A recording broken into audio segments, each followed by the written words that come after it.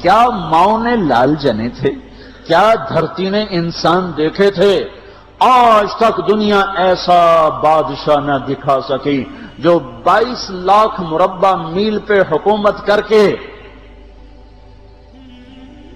مسجد میں جھاڑو دے رہا ہو، جو 22 لاکھ مربع میل پر حکومت کر کے پانی کی مشق کندھے پہ اٹھا کے بیوہ عورتوں کے گھر میں گھڑوں میں پانی بھرنے جا رہا ہو۔ امیر المومنین کہاں جا رہے ہو؟ فلاں اماں کے گھڑے میں پانی بھرنے جا رہا ہوں، فلاں کے گھر میں پانی بھرنے جا رہا ہوں۔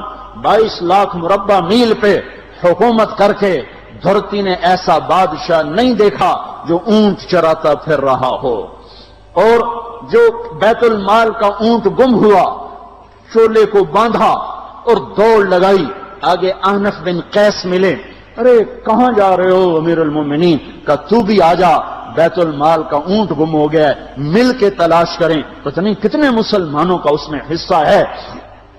دھرتی ایسا بادشاہ نہ دکھا سکے گی، نہ دکھا سکے گی، کوئی ایسا آیا ہی نہیں ہے کہ جو اتنی بڑی سلطنت کا مالک ہو اور کیکر کے درخت کے نیچے بغیر پیروں کے سو رہا ہو۔ یہ ہمارے چھوٹے چھوٹے حکمران، ووٹوں کے ذریعے سے کرسیوں پر بیٹھنے والے، ان بے وقوفوں کے آگے بھی پہرے، پیچھے بھی پہرے، دائیں بھی پہرے، بائیں بھی پہرے، اوپر بھی پہرے، ان کی گاڑیاں بھی بلٹ پروف، یہ پھر بھی ڈرتے ڈرتے جا رہے کہ انہوں نے ظلم کیا، یہ اپنی ذات میں خوف زدہ ہو گئے۔ عمر نے اپنے نام کے ساتھ فاروق کا لقب آپ نے کہا عمر فرق بین الحق والباطل، عمر وہ عمر ہے جس نے حق اور باطل میں فرق کر کے دکھا دیا، اس لیے یہ فاروق ہے، اس نے حق اور باطل میں فرق کر کے دکھایا، یہ فاروق ہے۔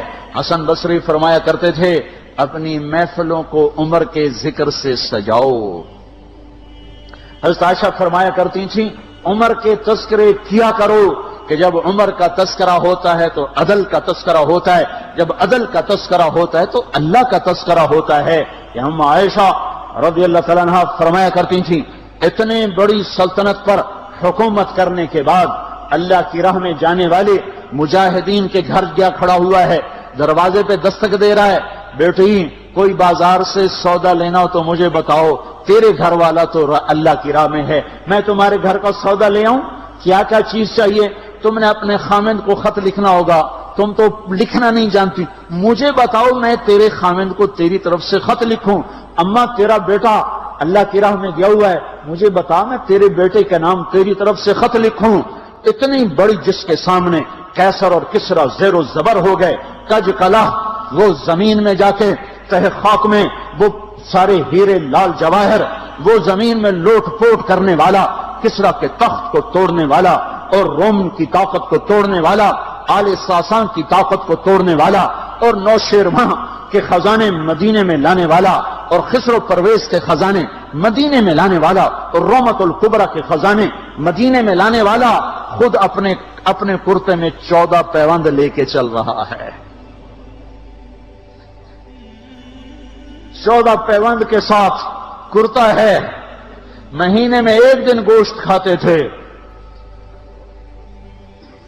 وہ روٹی کھاتے تھے کہ عام آدمی حلق کے نیچے نہیں لے جا سکتا تھا۔ ہے سال کی ابتدا اس شخص کی شہادت سے ہوتی ہے جس کو اللہ نے وہ عزت دی۔ آپ نے کہا میرے 2 وزیر آسمان میں، 2 وزیر زمین میں، آسمان پہ جبریل اور میکائیل میرے وزیر ہیں، زمین پر ابو بکر اور عمر میرے وزیر ہیں۔ آپ فرمایا کرتے تھے ابو بکر عمر اگر کسی بات پہ جمع ہو جائیں تو میں ان کے مشورے کے خلاف کبھی نہ کروں گا۔ ابو بکر تیری مثال ابراہیم کی ہے، عمر تیری مثال نوح علیہ السلام کی ہے، ابو بکر تیری مثال عیسیٰ علیہ السلام کی ہے، عمر تیری مثال موسیٰ علیہ السلام کی ہے۔ آپ مسجد میں آئے، آپ کے دائیں طرف ابو بکر تھے، بائیں طرف عمر تھے، آپ اندر آئے اور کہا دیکھو اسی طرح قیامت کے دن ہم اٹھیں گے کہ میرے دائیں طرف ابو بکر ہوگا، میرے بائیں طرف عمر ہوگا اور ہم ہاتھوں میں ہاتھ دیے ہوئے اٹھائے جائیں گے۔ اور ایک حدیث میں آتا ہے اور میرے قدموں سے بلال کو اٹھایا جائے گا جو نکلتے ہی اذان دے گا،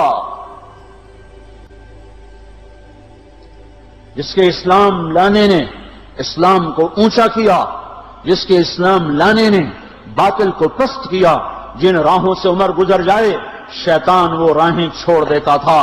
عرفات کا میدان تھا، 1.25 لاکھ مقدس ہستیاں سامنے ہیں۔ میرے نبی نے فرمایا اس وقت میرا اللہ میرے سب صحابہ پہ فخر کر رہا ہے اور عمر بن خطاب پہ خاص طور پہ فخر کر رہا ہے، خاص طور پہ فخر ہو رہا ہے، عمر بن خطاب پہ خاص طور پہ فخر ہو رہا ہے۔ میرے بعد کوئی نبی ہوتا عمر ہوتا۔ عمر، میں نے رات جنت میں محل دیکھا، ایک اینٹ موتی کی، ایک یاقوت کی، ایک زمرد کی۔ میں نے پوچھا یہ کس کا ہے؟ کہا گیا ایک قریشی کا ہے۔ میں نے کہا میں قریشی ہوں، اتنا خوبصورت محل ہے، میرا ہی ہوگا۔ جب جانے لگا تو فرشتے نے کہا یہ آپ کے غلام عمر بن خطاب کا ہے۔ وہ کیا مبارک لوگ ہیں کہ جنہیں نبی کے گھر میں قبر نصیب ہو، ایک طرف ایک ساتھی، ایک طرف دوسرا ساتھی، جن کو نبی کے دو پہلوؤں میں جگہ ملی ہو۔ وہ کیسی عظیم ہستیاں، اتنی بڑی سلطنت کا مالک اور اتنے بڑے عدل کی نشانی بن کر مدینے میں مسجد میں بیٹھے رو رہے ہیں۔ امیر المومنین کیوں رو رہے ہو؟ کہا دجلہ کے کنارے کتا بھی پیاسا مر گیا تو پوچھ تو عمر کی ہوگی، فرات کے کنارے کتا بھی پیاسا مر گیا تو پوچھ تو عمر کی ہوگی۔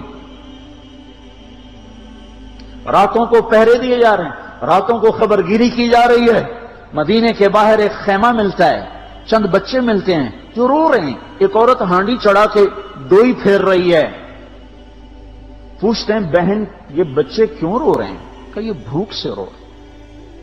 ہانڈی میں کیا ہے؟ پانی، کچھ بھی نہیں۔ کیوں چڑھایا ہوا ہے؟ بہلانے کے لیے۔ سو جائیں گے روتے روتے، میرا اور عمر کا اللہ کے ہاں فیصلہ ہوگا۔ تو عمر کی ہچکیاں بن گئیں کہ عمر کو بہن تیرے حال کی کیا خبر؟ کہ پھر ہمارا بادشاہ کیوں بنا ہے؟ اگر ہمارے حال کی خبر نہیں لیتا تو ہمارا خلیفہ کیوں بنا ہے؟ پر لگ گئے، بیت المال سے سامان نکالا، بوری بھری، سر پہ اٹھائی، کمر پہ اٹھائی۔ غلام اسلم نے کہا میں اٹھاؤں؟ کہ قیامت کے دن بھی میرا وزن تو اٹھائے گا۔ اسی طرح بھاگے ہوئے آئے، پنیر نکالا، آٹا نکالا، گھی نکالا، شہد نکالا، ڈال کے ہانڈی میں نیچے آگ، خود دھواں گیلی لکڑیوں میں پھونکے مار مار مار آگ جلائی، حلوہ تیار کیا، پھر پلیٹوں میں ڈال ڈال کے بچوں کو کھلایا۔ وہ عورت کہنے لگی کاش عمر کی بجائے تو خلیفہ ہوتا۔ تو یہ نہیں کہا کہ میں ہی عمر ہوں، میں ہی عمر ہوں۔ فرمایا جب کل تو امیر المومنین سے ملے گی تو مجھے بھی وہیں دیکھ لے گی، مجھے بھی وہیں پا لے گی۔ پھر وہاں بیٹھ کے دیکھتے رہے، اٹھ کے چل دیے۔ بچے ہنسنے لگے، کھیلنے لگے، تو اپنے غلام سے فرمایا میں نے انہیں روتا دیکھا تھا، میرا جی چاہا میں انہیں ہنستا بھی دیکھوں۔